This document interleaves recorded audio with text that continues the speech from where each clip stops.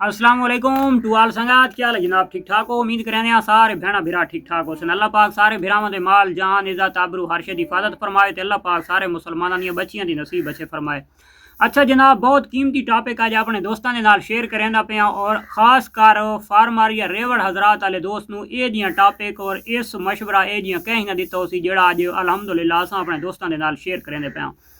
खास कर जितने एक भेड़ पाल हजरात हैं ਤਾਂ ਉਹਨਾਂ ਦੀ ਭੇਡ ਵੈਸੇ ਯਾਨੀ ਕਿ ਮਾਰਕੀਟ ਦੇ ਵਿੱਚ ਖੁਸ਼ਕ ਭੇਡ ਨਾਰਮਲ ਤੁਰਾ ਨਾਰਮਲ 15 17 18 ਜਾਂ 20 21,000 ਜਾਂ 22,000 रुपए ਦੀ ਸੇਲ ਥੀਂਦੀ ਹੈ। ਤਾਂ ਅੱਜ ਉਹਨਾਂ ਦੋਸਤਾਂ ਵਾਸਤੇ ਖਾਸ ਕਰ ਵੀਡੀਓ ਕਿਉਂਕਿ ਇਹ ਖਾਸ ਕਰ ਗਰੀਬ ਬੰਦਿਆਂ ਨੂੰ ਕਾਫੀ ਸਾਰਾ ਸਹਾਰਾ ਦੇ ਸੀ। ਠੀਕ ਹੋ ਗਿਆ। ਸਭ ਤੋਂ ਪਹਿਲੇ ਜਨਾਬ ਇਹ ਮੈਂ ਉੱਤੇ ਜਿਹੜੀ ਬੱਕਰਾਂ ਦੀ ਵੀਡੀਓ ਲੈਂਦਾ ਪਿਆ ਇਹ ਤੁਸਾਂ देख गिन सो जेड़े दोस्त नू खास कर ये हैवी वेटर बकरे और बहुत कीमती बकरे ने थे बखर दे सादे दे इमरान भाई दे अगर जेड़े दोस्त नू चाहिए हो सन तो मैं उन्होंने नंबर शेयर करेंदा पिया तो तुसां इस नंबर दे रबता करके किसी दोस्त नू व्हाट्सअप दे वीडियो न मिल सी उन्होंने वेट तोल के न दिखाया हुआ सी आप उत्थे आके 50 बकरे 10 गिनन 20 गिनन 40 गिनन तो चाहे 50 का कोई अफोर्ड कर सकता ताकि उथाई अपनी नज़रों के नाल बकरे देख के चेक करके तसली करके ते बकरे वो बंदे गिन सकते हैं। लेकिन सौदा फेस टू फेस हो सी उन्होंने कोलू जानवर देख के तुसा सौदा करना है। कोई ऑनलाइन सौदा इस बंदे दे नाल को ना हो सी।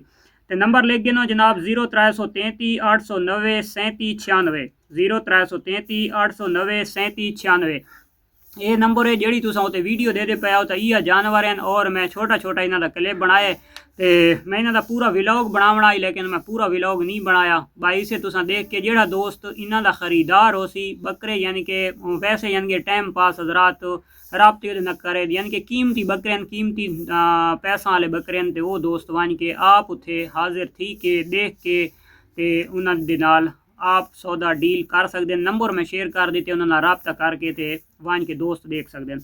अच्छा उस तो बाद जनाब आ वड़ते हैं अपने खास कर भेड़ फार्मर जितने सादे रेवड़ हजरात वाले उन्होंने दोस्तों को सपोर्ट देवनी है। सपोर्ट केड़ी देवनी है कि इस साल तकरीबन लगता है कि अलहमदुलिल्लाह शायद के मार्केट अच्छे रेट दो तिरासी ठीक हो गया। अच्छे रेट फार्मर वास्ते यानी कि खुशखबरी की अलामत होता है।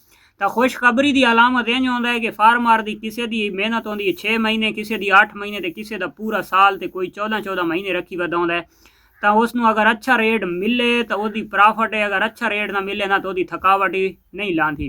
तो इस साल मैंने लगता है कि उम्मीद काफ़ी है कि रेट अच्छा रहा सी। अगर रेट उसका थोड़ा जिहा नॉर्मल ही रहे तो वो मेल का रावण है फीमेल का रेट उन्होंने अच्छा मिल सी सारे भेड़ पाल हजरात नूं।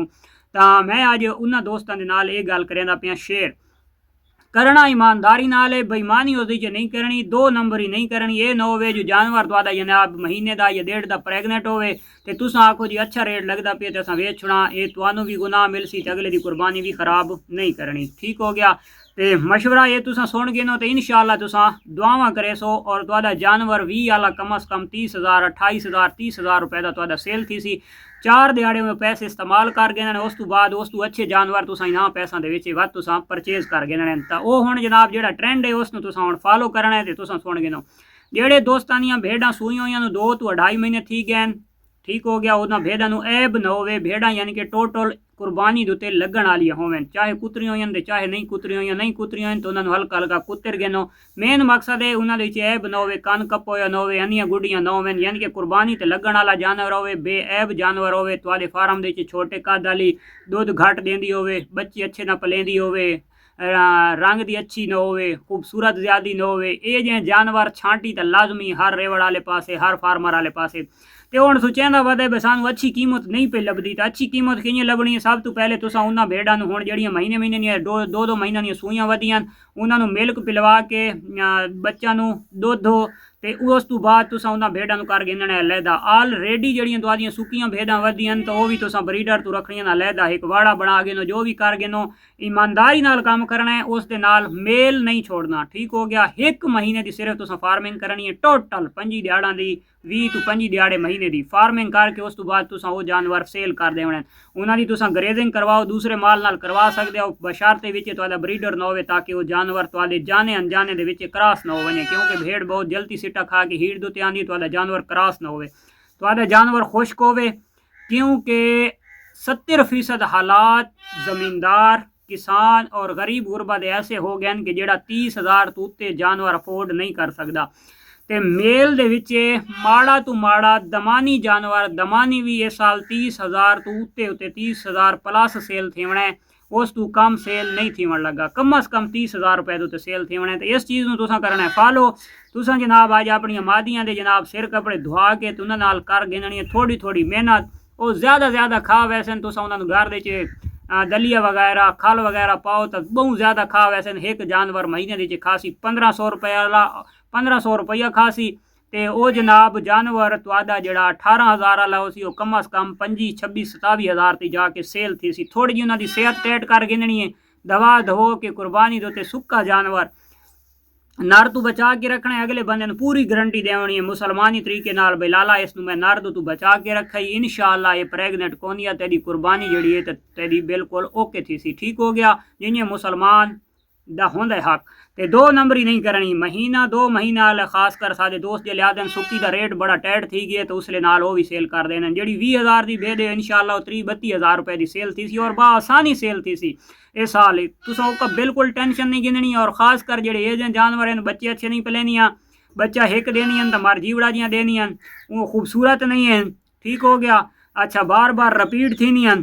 ऐसे जानवर जितने या जिन्होंने तो तुम मुतमैन ना हो भाई इन्होंने हाइट बहुत कम है ऐसे जानवरों जनाब सारे दिहाड़े चराया दूसरा अलहदा तो उन्होंने अलहदा दूसरियां तुम क्रॉस करानी उन्होंने ब्रीडर छोड़ देना जी वो होने उन्होंने अलहदा वाड़े दी ढक देना उन्होंने खल दाला थोड़ा थोड़ा पा देना ताकि जेड़ा ना डिवर्मिंग कर गन सो उस तो बाद तुहाडा जानवर थाई थी वैसी तो इंशाअल्लाह जेड़ा बिल्कुल सस्ती तो सस्ती फार्मिंग और प्रॉफिट ही प्रॉफिट इंशाअल्लाह। 10 भेड़ा जेड़े दोस्त दे रेवड़ दे विच वधियां तो टोटल बेकार 3 भेड़ा हैं तो जेड़े अगर वो हाजिर का हिसाब लवा ना तो वो 10 भेड़ा 2 लाख रुपया पूरा नहीं करेनिया तो इंशाअल्लाह वो तुहाडियां भेड़ा कम अज कम 3 लाख रुपए के नज़दीक सेल थी सन। कम तो कम 3 लाख रुपए दी तुहाडियां भेड़ा सेल थी सन 2,90,095 या 3 लाख रुपए दी तुहाडियां भेड़ा सेल थी सन। और तुसा ज़्यादा 10 भेड़ा तो खर्चा कर वैसो बहुत जुल्म कर गए 15,000 रुपये तुसा टोटल खवावना है। और इंशाअल्लाह जी 1,70,80,000 वालियां वो 2-3 लाख के नज़दीक जाके सेल थी सन सिर्फ 15,000 खवावन नाल ते इंशाअल्लाह तुसा जनाब मैनू दुआवां करे सो। जितने एक भी ये वीडियो शेयर करनी है जितने ही एक सारे फार्मर बिरा हजरात या जेडे रेवड़ा वाले हजरात हैं उन्हें शोधा इन्होंने गलों का नहीं पता होंदा तो जेडे जितने बेकार तरीन जानवर हैं तुसा बेऐब होवें ऐबदार ना होवें तो उन्होंने तुसा खिदमत करो और इन